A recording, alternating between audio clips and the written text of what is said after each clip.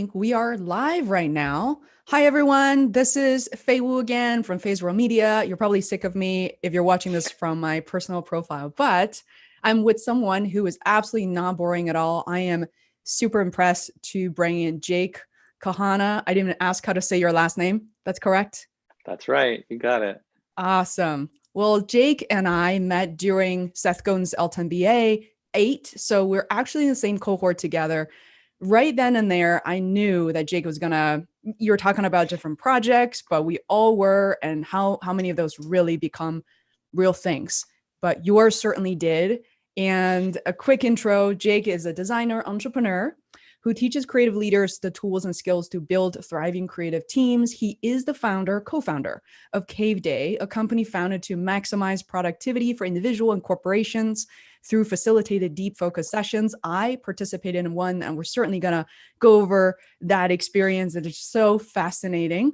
Another interest of mine is that Jake is a founding US faculty member with the School of Life, which is by Alain de Botton. I've been following his work for a long time, interested in all things related to emotional intelligence. Last but not least, Jake, I'll make sure I'll force Jake to talk about his permanent collection at MoMA.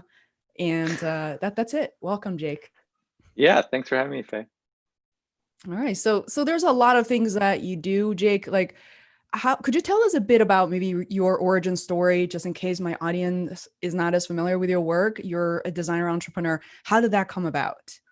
Sure. I went to school. I went to college trying to get into the animation industry. I was like, I'm going to go work at Pixar. I went to school out in LA, and within my first semester, I said, animation's not for me. I'm going way back, but Why yeah. not? Why wasn't it for you? I was like, I love Pixar and movies and filmmaking, and I just found animation to be really tedious. It was really slow. I think my first semester, one of my assignments was to make a 2-minute hand-drawn animation, and I drew like 1,200 drawings of a man walking. It was like not how I wanted to spend all my time. I appreciated the character development and the design and the writing and the storytelling. I appreciate animation. But really what that did is it sort of set the tone for my whole career, because through college, I said, I'm not sure what I want to do. Let me take an acting class and a songwriting class, and let me take some different kinds of art classes and web design classes. And that kind of broad background and exploration led me into what I sort of do all the time, which is I get really involved in something and I learn a lot. But basically what happened is that broad background and learning led me into a career in advertising. I was an art director at some different agencies for 8 or 9 years. Took some time off. I got really burnt out, as people do in creative fields and in advertising. And so I took a year off, and I decided to learn how to code and work with some tech startups. I actually moved to Tel Aviv and lived in Israel for 6 months. Learned how to code, moved to San Francisco for 2 months. It was just sort of all over the place. Fell in love with like digital product design and startup culture. I've since sort of gotten a little cynical about startup culture and the growth mindset and all that. We can talk about that later. But yeah, I sort of have this background of advertising and storytelling and design. And this, within the last 6 or 7 years, this fascination with side projects and startup culture and building different companies. So yeah, I'm sure we'll talk about all of the things you mentioned, my design work, my Caveday project turned into a company, and the teaching that I do with the School of Life and with my own brand. Yeah. Wow. Okay. I have a lot of questions, and I know that we have so much to cover, but I would like to hear about your experience in Israel. I mean, you not only did a lot of things, and by the way, I also spent about a decade in business tech consulting as well as advertising. And that's why Margot and Aaron appeared on Feisworld podcast, and we hit it off so well and start kind of making fun of the culture a little bit. But you've lived through it. And what was it? I guess, what was it like for you? What was that moment you said, oh, I'm going to pivot? Were you scared to try to do something else? Or were you pretty comfortable for the most part to do something on your own? there's a lot of questions in there. I think I know. what ended up happening for me is it's definitely a scary thing to go into a new industry and to pick up your life. I was living in LA for 10 years. And Mhm, I think for me, what ended up happening is a couple of things were going poorly mhm, in terms of like my rent was going up in a couple months. And I said, oh, that's kind of a sour thing. I love my apartment, but is it worth, at the time it was like $1,500 for this place in Venice Beach, like 2 blocks on the beach. And I was like, oh, that's a lot of money. And now I'm sure it's more. So my rent was going up. I was freelancing and a job just fell through. mhm, And I think I broke up with someone. I like had a really short relationship and it broke up. And I was sort of like, all of these things are sort of happening. I think now is a good time to sort of pick up and go. mhm, And so I did some research and I found an organization that helped people set up within an internship and an apartment in Tel Aviv, and that's mhm. really all I needed. So I wasn't interested in sort of getting a big job. I just sort of wanted some new learning. I was learning how to code and working in the tech industry and the startup community out there. So I'll say right now, like it was very scary. I packed up my whole life, I put it into storage, and I moved across the world.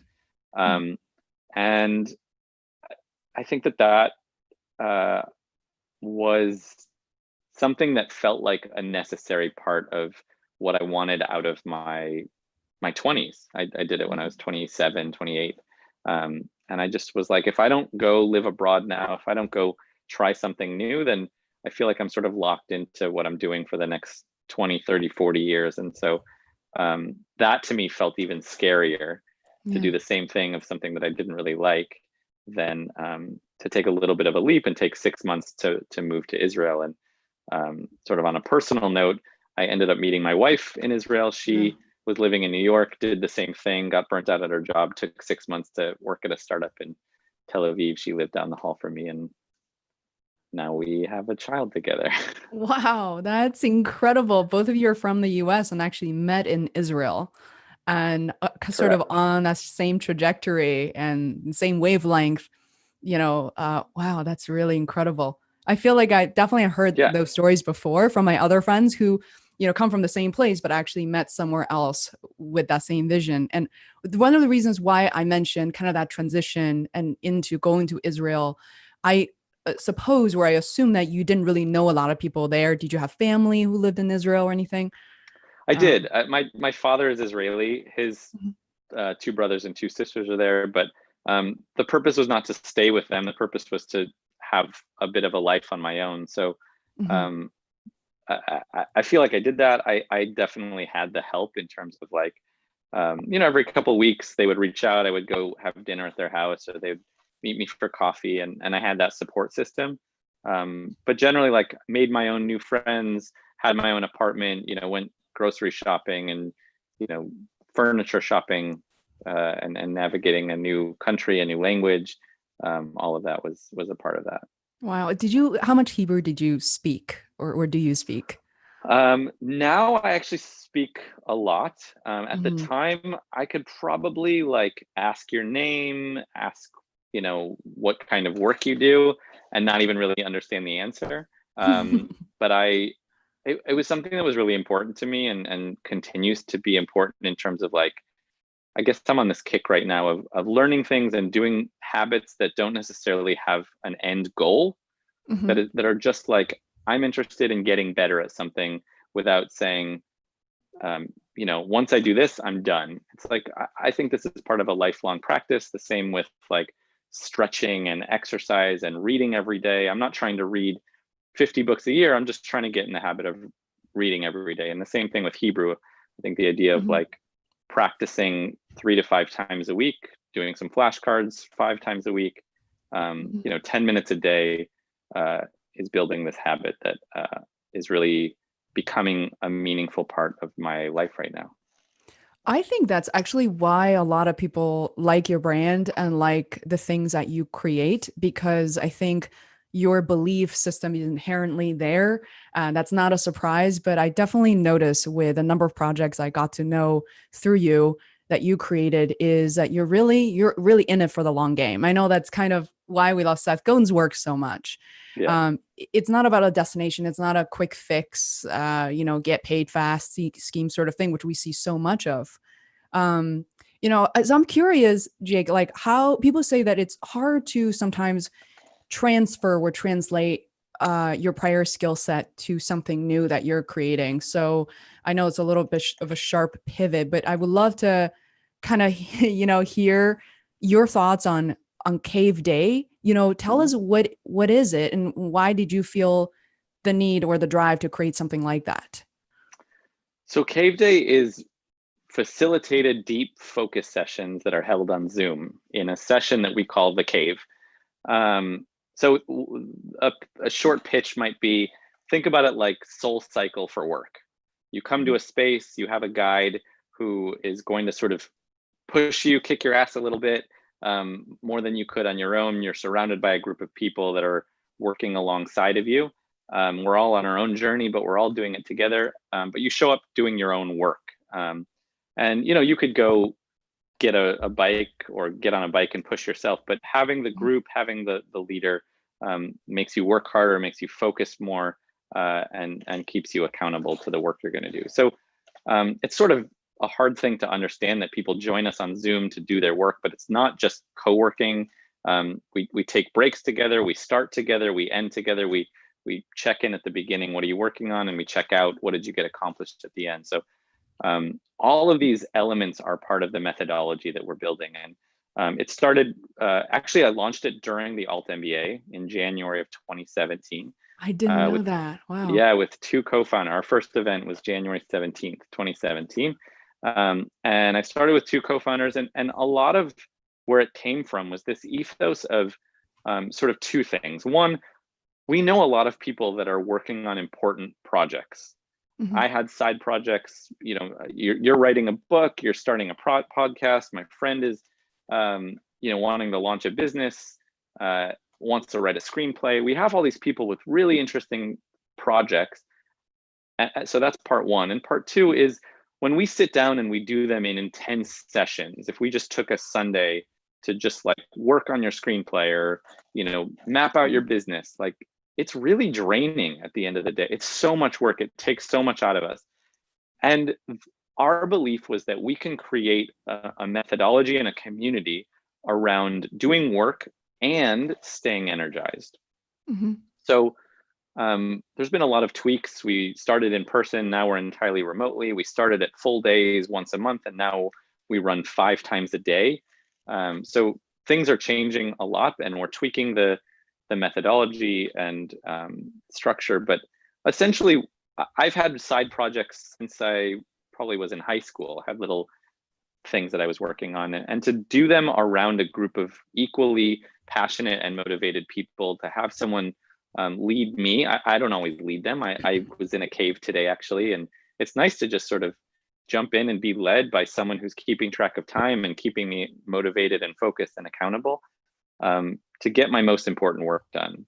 I think ultimately the way that we see this is like there's two kinds of work. There's shallow work, which is like just sort of defensive, responsive. I'm answering emails and getting my Slack to 0 and making sure that everything is off my plate.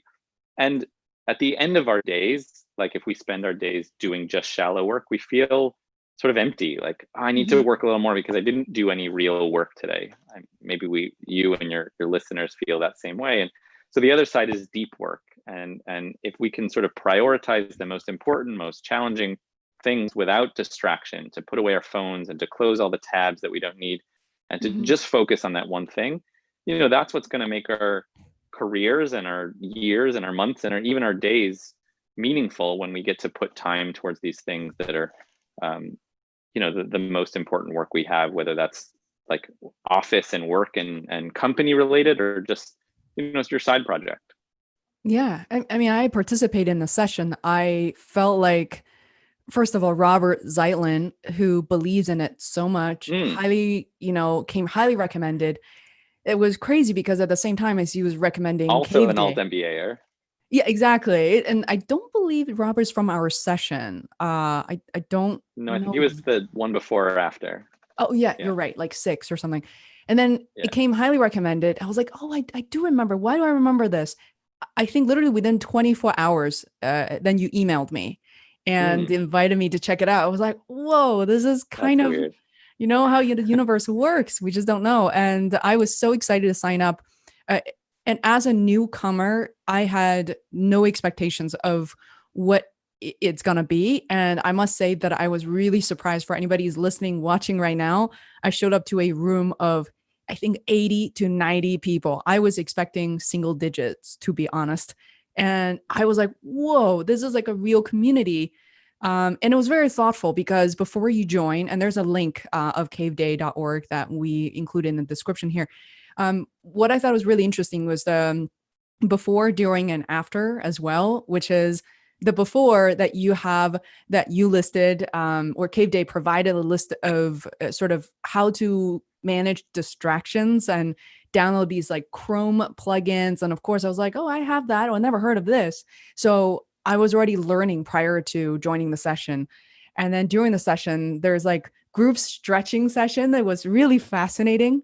That every 45 minutes, every sprint that you have, that you're encouraged to get up. And I remember a couple of times where I was in the middle of something, but because everybody got up, I was like, okay, now I'm going to get up and do this thing. And that was a good feeling because otherwise I would have just kept going for like an hour and a half without knowing until Right. everything hurts. And burning yourself out, and that's where you get tired because you're Mm-hmm. passionate about what you're working on, so you want to work on it, you keep going. Mm-hmm. But what we're trying to do is integrate the research and science, and to say that your body and your brain really can only focus at its best for like 40 to 52 minutes. Mm-hmm. So yeah, taking breaks and making sure that you're stretching and making sure that you're connecting with other people. Hopefully in your session you were in a breakout room for another break where you got to talk about something personal, talk about getting to know other people, and those moments of social connection and physical activity outside of our work help energize the stuff that we're doing. Yeah. Would you say, as an entrepreneur, that you perhaps have stumbled upon a period of your life prior to Cave Day to realize that maybe you were overworking, or you witnessed some of your family and friends were clearly overworking without a structure, without that community and support? Like, what was the inspiration to say, well, this is needed, that there's a gap in Yeah, the market? I think there's a couple things. There's definitely like feeling overworked and burned out. I think the other thing is it's really easy to get caught up into like startup culture, hustle culture. Some people have called it hustle porn. It's like, I'll sleep when I'm dead. If you don't love what you do, you're not doing it right. Mm-hmm. And ultimately, like, where all of those philosophies combine into this sort of evil sphere of like how capitalism and work is pushing us to sort of burn us all out. Mm-hmm. The opposite side of that is like thinking about our work as a relationship. And if your relationship to work is healthy, there's a give and a take. I'm giving my time and energy and effort, and hopefully I'm getting things in return. I'm getting a salary or time off, or I'm getting part of my identity, or maybe even like a portfolio piece or something. Mm-hmm. And when that relationship is dysfunctional, when I'm like giving and giving and giving and giving my nights and my weekends, and I'm giving up my other relationships, and I'm giving up my my self-care, my sleep, and my healthy eating habits, it really is, it makes it impossible to live a healthy and meaningful life. It's hard to like take care of your friends and family and show up for them, and it's hard to take care of yourself. And so this idea of improving your relationship to work came from this idea that when I was in the ad world, am I cutting out for a Yeah, second? you froze for a few seconds, but your voice was there the whole time. Okay, I'm sorry about that. I'll try to work on that afterward. Uh, so when I was in the advertising world, it was really common to work 8, 9, 10 o'clock, maybe once or twice a week. Yeah. You'd work past midnight, and that was pretty common. It was just sort of the culture of the agency that I worked in. And on the days that I got to work remotely, on the days that my partner and I would like work from a coffee shop and do our work, at 3 o'clock, we'd finish all of Mm-hmm. the things that we needed to do because we were focused, because we knew what we had to do, because we weren't distracted, because we didn't just buy into the fact that, oh, everyone's going to stay late, so I'll just stretch my workout for another 6 hours today. So true. We were done by 3 o'clock. We closed our books. We send the emails that we need to send. And, we were having happy hour and getting to sleep at a reasonable hour. And it just felt like a much richer experience of what work could be. So I've taken a lot of those elements and with my co-founders built what we believe is the Caveday philosophy. By the way, were you co-founders from LTMBA, or are there maybe your friends from outside of the group? Yeah, not all NBA, just friends from Very the cool. New York creative entrepreneurial world. Yeah. That's awesome. I'm curious because I feel like I struggle with something, and that's why Caveday was helpful, because I remember going in with planned work to do. I mean, I remember knowing I'm going to be there for 2 hours. There'll be about 3 sprints, for example, and then I need to do this work, not that one. And for me to actually process that, and to have a structure in place was really interesting for me to be very selective. What I also learned is that there are a lot of things that take a lot longer than I originally anticipated and planned. I tend to be overly ambitious with my time. With that said, there's also something that you mentioned. I'm like, oh, I want to learn that skill, which is you do something, 3 o'clock, you're done. You decide to go have fun, go play. I have trouble sometimes, to be honest. I get too excited and I can always go back to my backlog. I'm even a scrum master. I should know better, but instead of just pause, I always go to the next sprint or go find something else to do.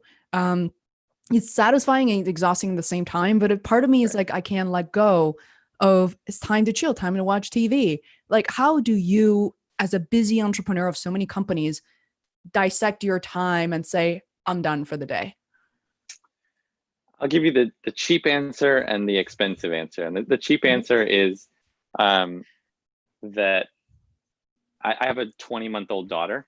Maybe this is the expensive answer, and I'll give you the cheap adorable. answer. Totally. So yeah. So my daughter has changed a lot for me in terms of like, I used to be the kind of person that was like, I got to keep working. I was like working late into the night. I'm giving you an example of ending my day at 3 o'clock, and it probably happened like, I could probably count them on one hand. It didn't happen that often, but when it did, it was this amazing feeling. Right. So when my daughter came around, at the end of 2018, it really shifted a lot for me. It was sort of like, I want to show her that I'm passionate about what I'm doing, but I also want to be sort of like a super dad, that I want to be around a lot. And and that helped shift a lot of like, well, what's actually important is sending out 15 emails to possible new clients going to be helpful today, or is making sure that she's in bed, or making sure that my marriage is healthy and taking time for that. And I also have realized through the work with Caveday that that like taking a break and putting things down actually gets you energized, gets you focused in a different way when you pick it back up. Like there's a lot of writing now about the 4-day work week, that you're not trying to get 40 hours in 4 days. You're just doing a 32-hour work week, where when you condense your time, there's something called Parkinson's law, where like work will fill the time that you give it.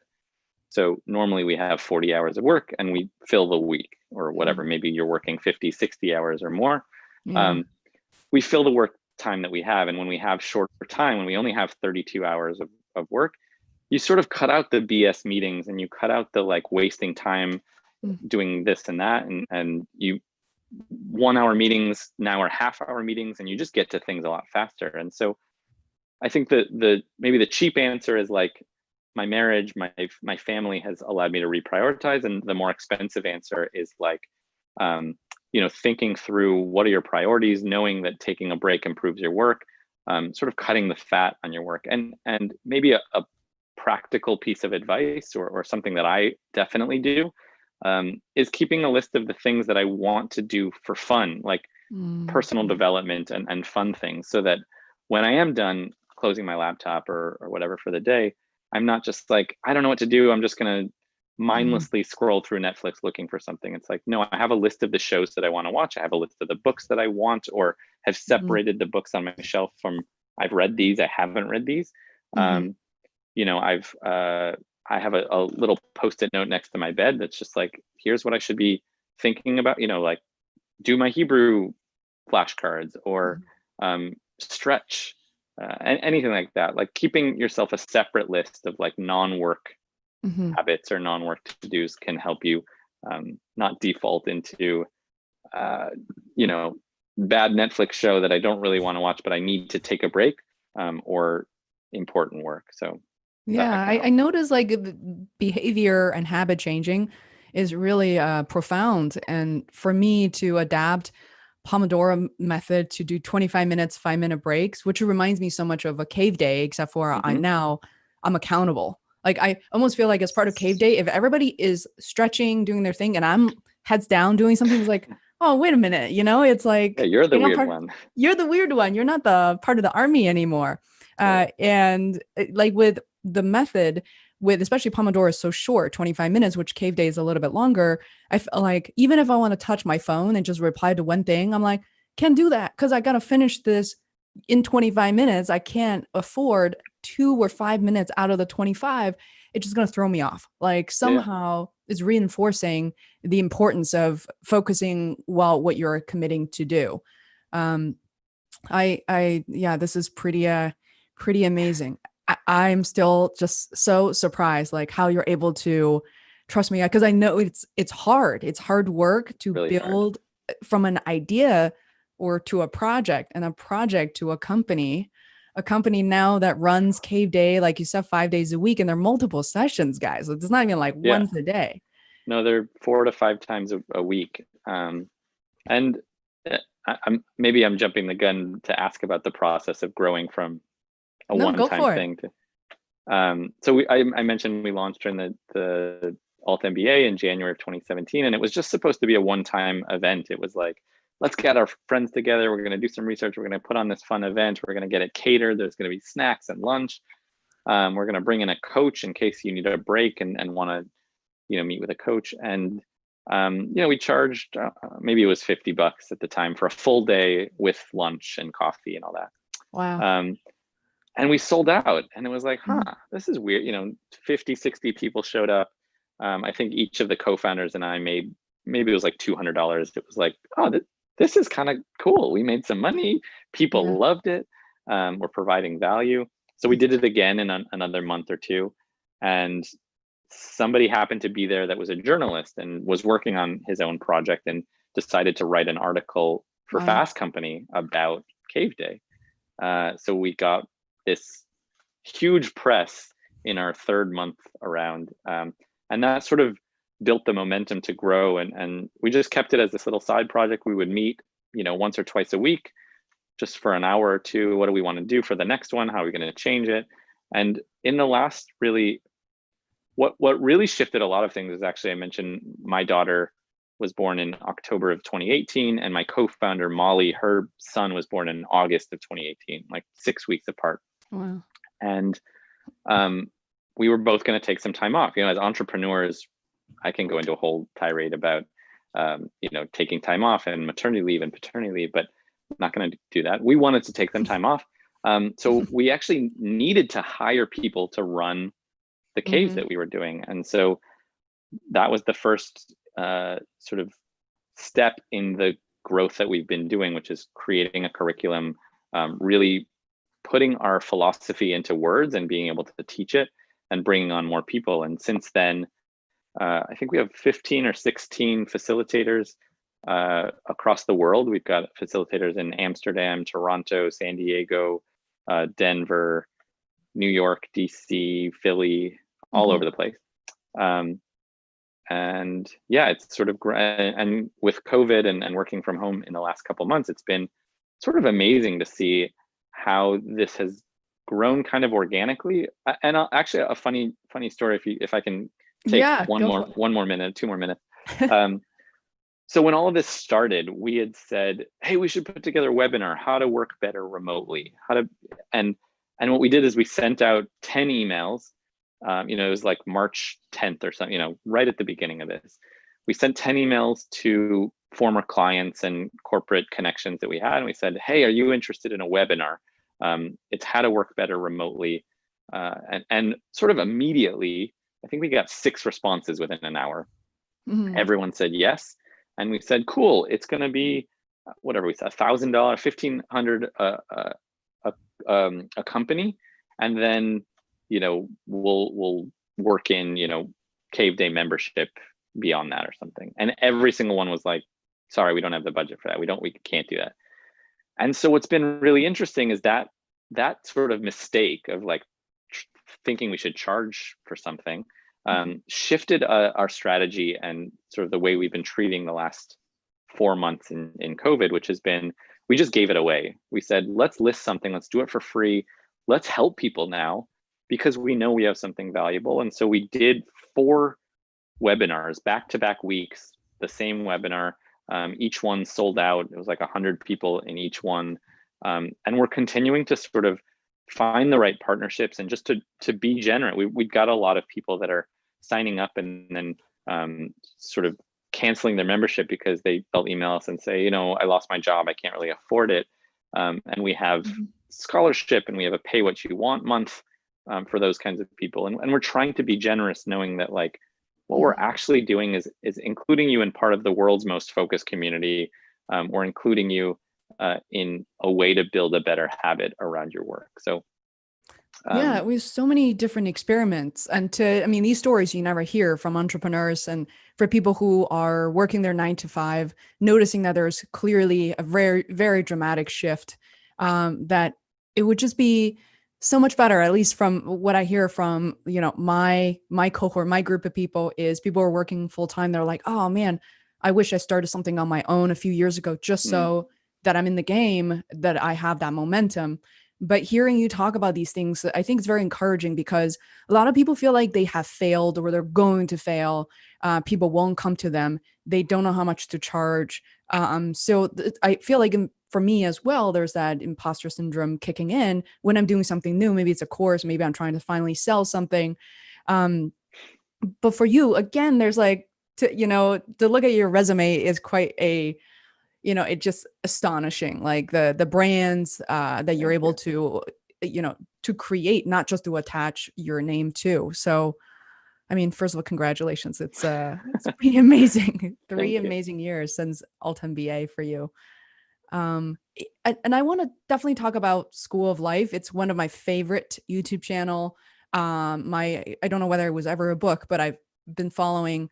I think there's a podcast. They have a book of life. They have a podcast, lots of books. And lots of books. And even though this is kind of a shift from Caveday, but the more I talk to you, the more I get to know you, is like, oh my God, this is completely on brand for you.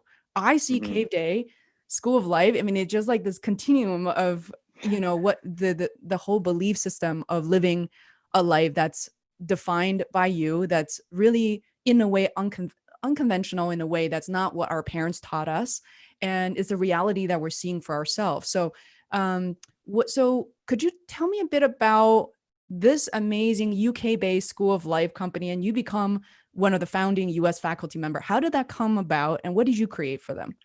Sure. So first of all, I want to just say, like, thank you. I'll take the compliment. And for all of you listening, I don't want to pretend like I always know what I'm doing. I think it's nice to hear that like all of those things feel cohesive. And every 3 months, every 6 months, I'll sort of go into how do these fit together? What am I doing? I don't see the connection between Caveday and the School of Life and Design. I feel like they're separate, and sometimes anyway. They're so cohesive to me. I feel like I'm incohesive, but no, your brand makes perfect sense. It's always easier to see it in somebody else. So thank you. And I just want to say, if you're listening, like, it's okay to not see the connections yet. Patterns show up, and keep doing what you're enjoying doing. So I think, like you, Faye, I've always been a fan of the School of Life. It must have been 4-ish years ago. I was on I think it must have been my honeymoon. It was like summer of 2016. I was in Europe and came across this design store, and I think I spent like $300 on just like books and cards, and I was at School of Life is amazing. Wow. And then I got into their YouTube channel, and I was just like, this is everything. This is like emotional intelligence at work, self-awareness, all of like philosophy and psychology together. Is really interesting.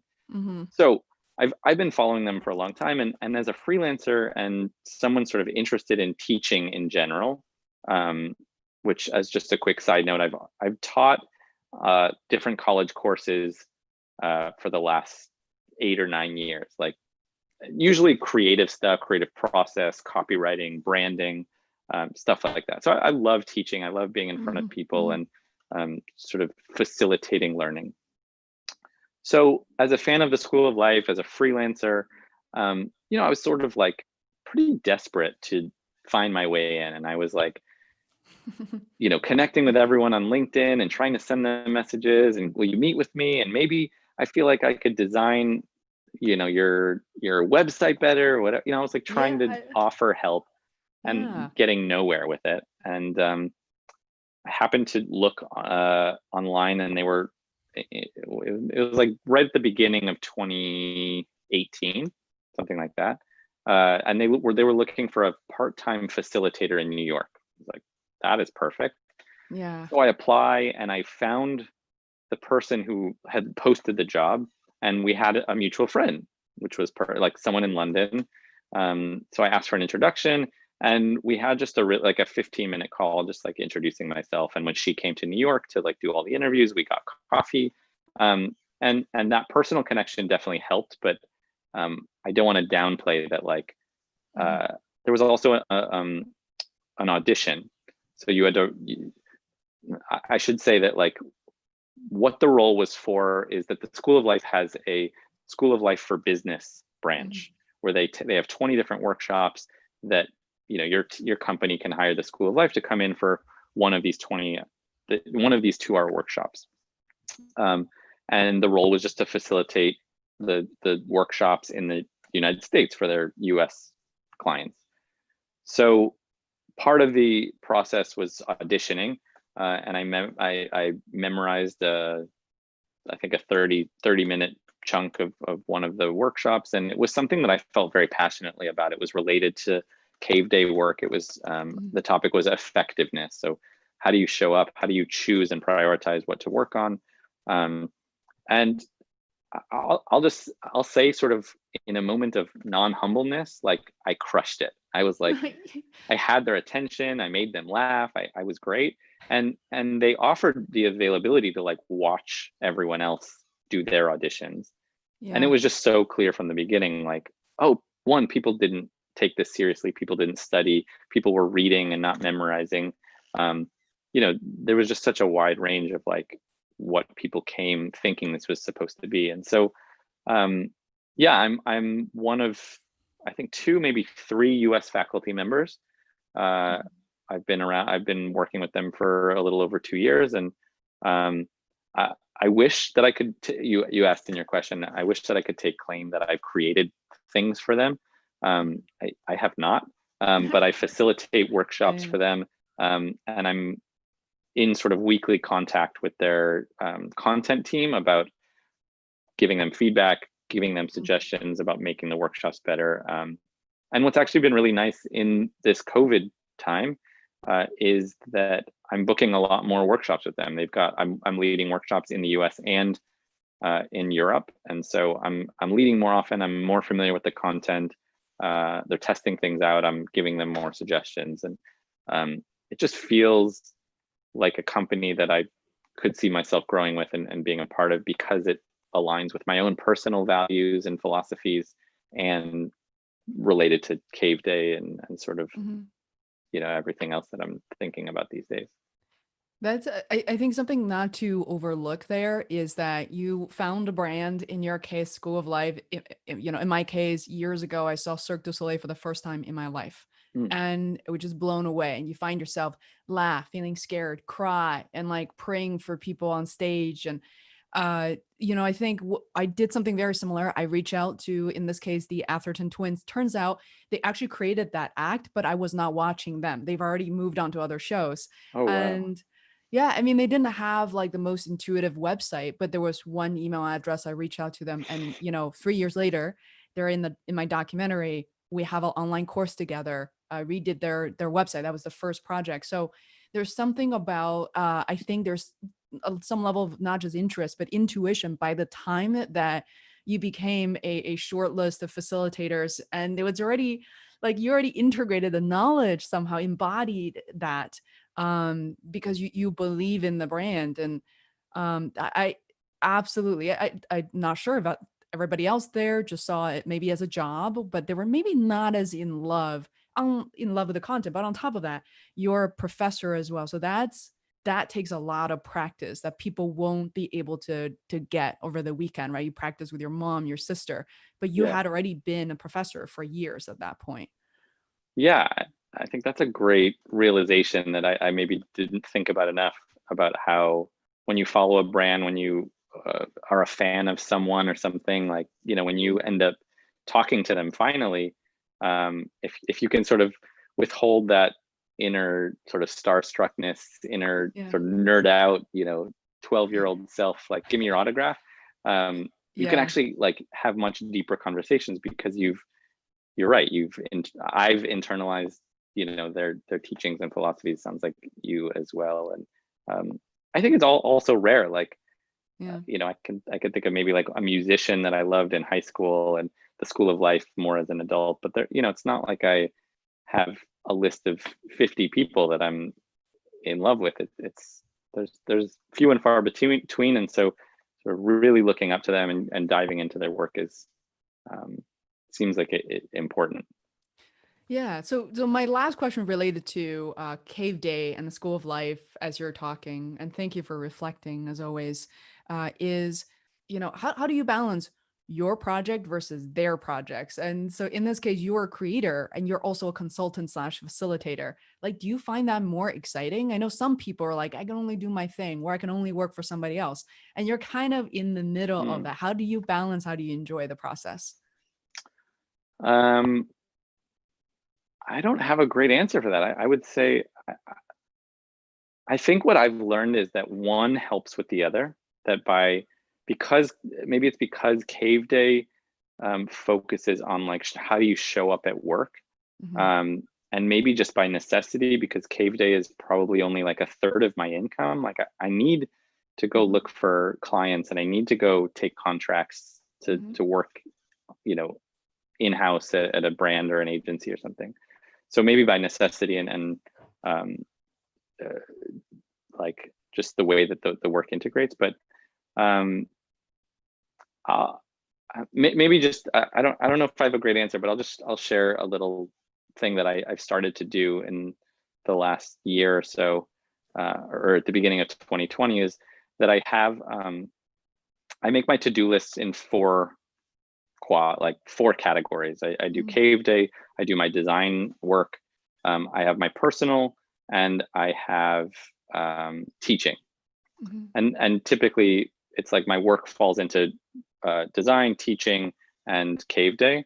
And then I think, you know, we all have personal things that we want to get to. It's, you know, whatever. I don't have to explain personal stuff. Um, Yeah. and I have it mapped out by day. So, you know, Monday, here's what I have to do in each of those four columns. Mhm. And with each one, I put a star next to the most important task of the four, Mhm. or of the four Mhm. columns. Like, what's the most important task of the day? And some days it's like, or some weeks it'll be like, you know, I'm working on Caveday primarily for Mhm. 2, 3, 4 days of the week. And, you know, hey, I need to get that design thing done, or I need to just sort of refine that logo. That'll take me an hour or two. Um, so I think in terms of prioritizing, being able to segment my work, being able to like step back and um, sort of order what am I going to do when, on Mhm. which day, and like also I've tended to put my most important work first thing in the morning. So like Mhm. by 10 or 11 o'clock in the morning, I'm like done with my hardest task, so that, you know, my afternoon is podcasts and going for walks and calling friends and meetings and sort of the easier tasks. And that level of prioritization has helped a lot. When do you wake up, by the way? What's your is the sleep schedule? A lot of people are interested in that. When you wake up, when you go to sleep, typically. Sure. So without a story, I wake up at 5:45. I go to sleep at 9:30.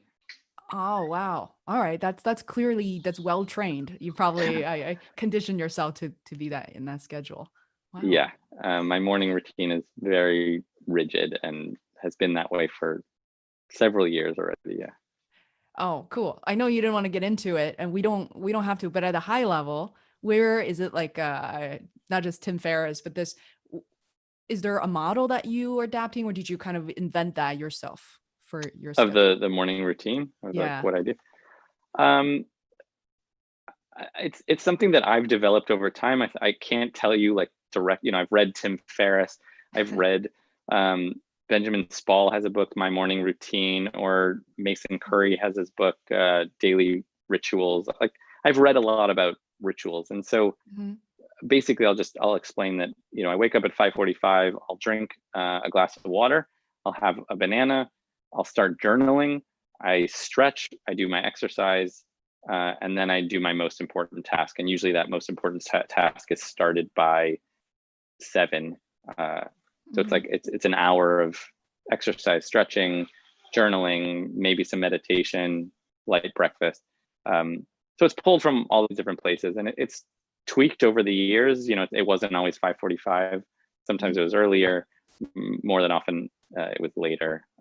But yeah, it's I've picked and chosen what works for me. What I mean, You do you have you shared on your podcast? I'm curious about you and your morning routine. If you can. Oh, I'm terrible. I am what do they call like lark personality? Something I think Daniel Pink's at the lark versus Uh-huh. owl. I am my whole family. I'm so fascinated. Trust me, I try to adapt to the waking up early, but I am most productive at night. And sometimes my mom's stuck here with me because of COVID, came to visit me from China. We're having a great time, but she would pop in. She's an artist as well, and she paints at night. And like I grew up watching her paint at like 3 in the morning. So now she like peeks into my office and said, "Oh, it's midnight. You should really go to sleep." So by midnight, I feel like I got something left in me. I have to write it, conclude it, check things off the Yeah. list. Then I wake up, to be honest, fairly late the next morning, usually like 8:30 or so. How's my energy level? Not always great, but the problem I was gonna say that I've a it's probably takes time. I was gonna say, like, when you go to sleep at 9:45 or 10, like, how quickly do you fall asleep? Because I tried that. I'm like staring at the ceiling, but like I need some sort of tea or honey. I can't sleep. Um, So, I think maybe this is just because it works for me, but I am an easy sleeper. mm, I my wife makes fun of me that like if we don't go on the train now because we don't go on the train, you know. yeah. Anyway, but when we would go on the train, it would be 3 stops to get to our apartment, and within 3 stops, I could fall asleep. Like, Oh my you know, God. 10 minutes. I think part of it is, you know, when you wake up at 5:30, 5:45, 6 o'clock. Like, Yeah. I don't drink coffee. Maybe that Me either. Yep. helps. Mm-hmm. Um, I get tired. I'm able to fall asleep, and you know, if it doesn't work for you, if you're not an easy sleeper, then I wouldn't recommend it. But um, you know, there's a lot of writing and tips about improving the way you sleep, you know, turning off screens an hour before you go, dimming the lights, Mm-hmm. reading, all kinds of things that can sort of put you in the right mindset for sleep. But Mm-hmm.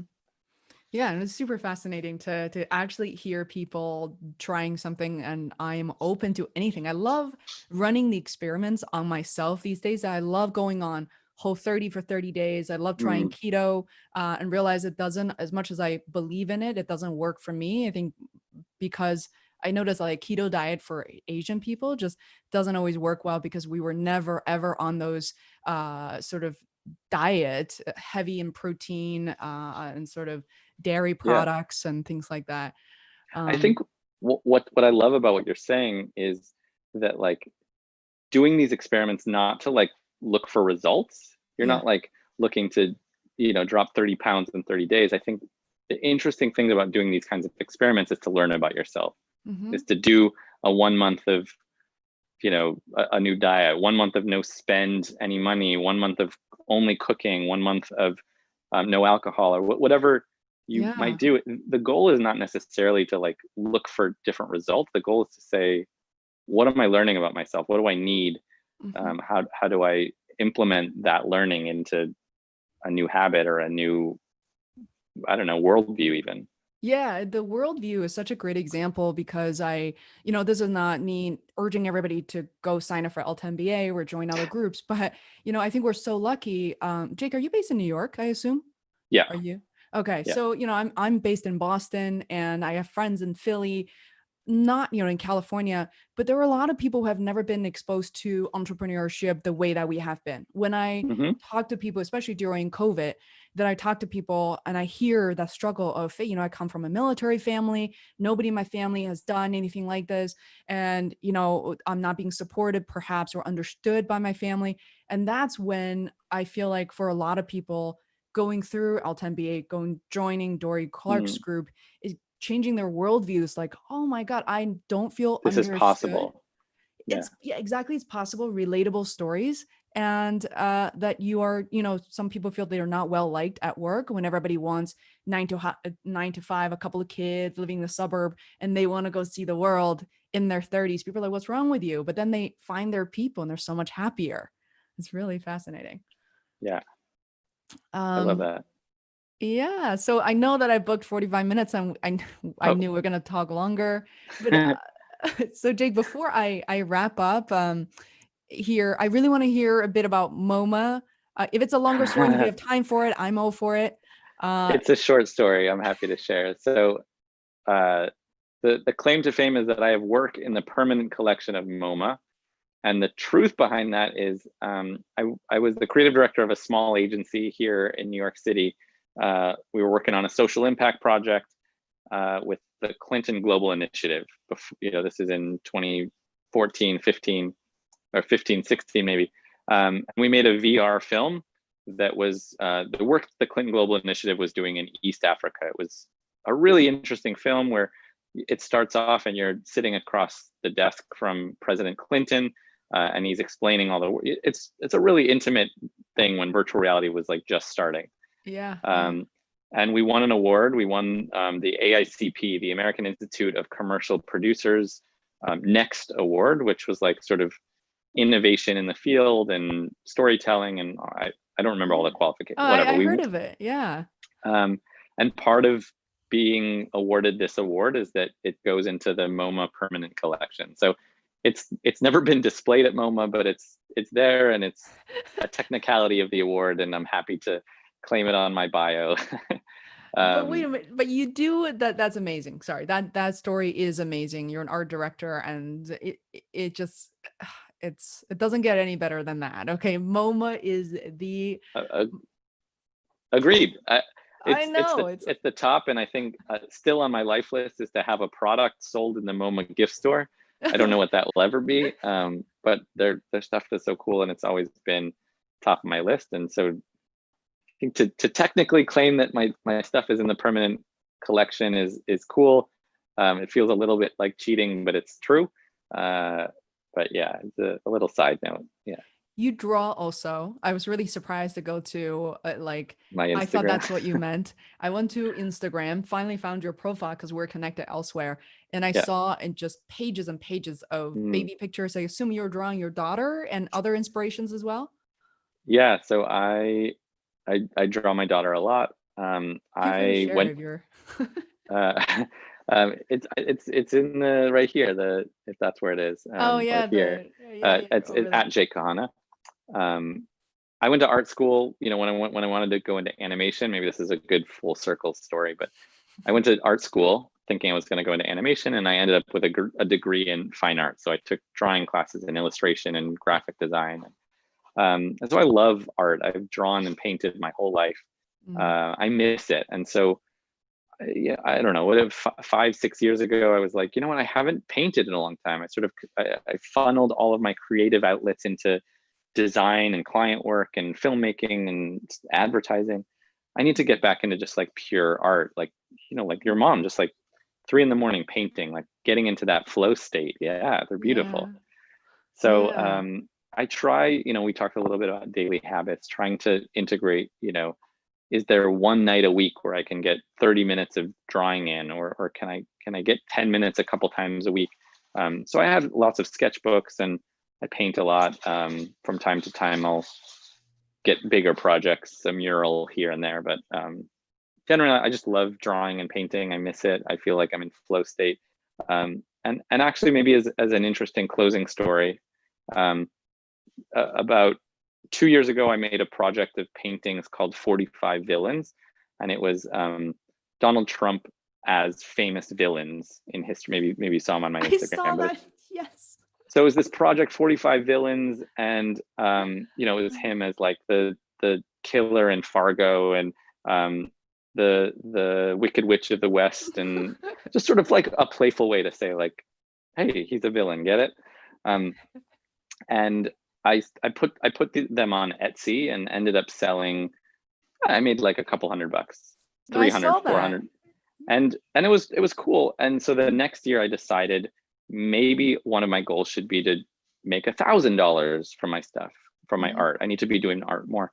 And really quickly I realized that that was a really bad idea, because this is something that was like an outlet. This is something I love. This is something I do for fun and for flow, and just and the idea of like having to make money was really got in the way of like doing it for fun and for what I love. So I've actually shifted from like, I need to make my art make money, to like, I'm purposefully not putting anything else on Etsy, and not selling my art, at least for the time being. Like, it's just nice to have things Yeah. that are not going to make money, that are just for my soul. I mean, that is so important. We don't talk about that because it sounds like Right. a privilege. And I know it is a privilege for creative people to say that I don't have to translate everything I do into money. But I think we need to even more consciously create that space for ourselves. And that's precisely the space I needed with podcasting, which I started in 2014, is because I felt Mm, very unsatisfied through my full-time job. And it was so childish of me really to think that my job somehow needs to fulfill these creative endeavors and all these thoughts. And and I think I'm also someone who needs so much of that on the side. Maybe I needed the spiritual stuff more so than some other people. It doesn't make me better or worse or anything. I right. needed that. And I started podcasting. The first thing a lot of family and even friends said is like, how much money are you making? If you're not, what's the point? And especially was very obvious, especially in the Asian community, particularly at home and from home Hmm. back in China. People are like, what is the point if you're not making money? And it was very challenging to hear that message, but to keep going, keep rolling with the podcast. And 2 years later, believe it, believe it or not, because of that, I started my own company. A lot of people didn't Hmm. realize that.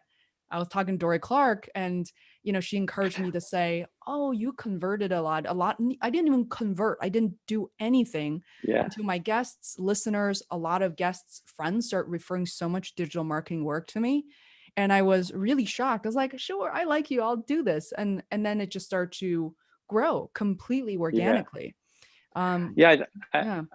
I think that is definitely under talked about, and the idea of doing something not just for money, but because you're good at it, because you're interested in it, just because you're going to learn something. Hmm. um, I think you're right to call it the privilege in that, but if you're able to, who knows where it's going to lead. But I think it's a dangerous place to just say we only do things for money, because then we live lives that are just chasing money instead of chasing, you Yeah. know I think the point of getting money is to be able to spend it on the things that you love having and doing. And money is not the obstacle. Money is not the objective. Money is the way to get there.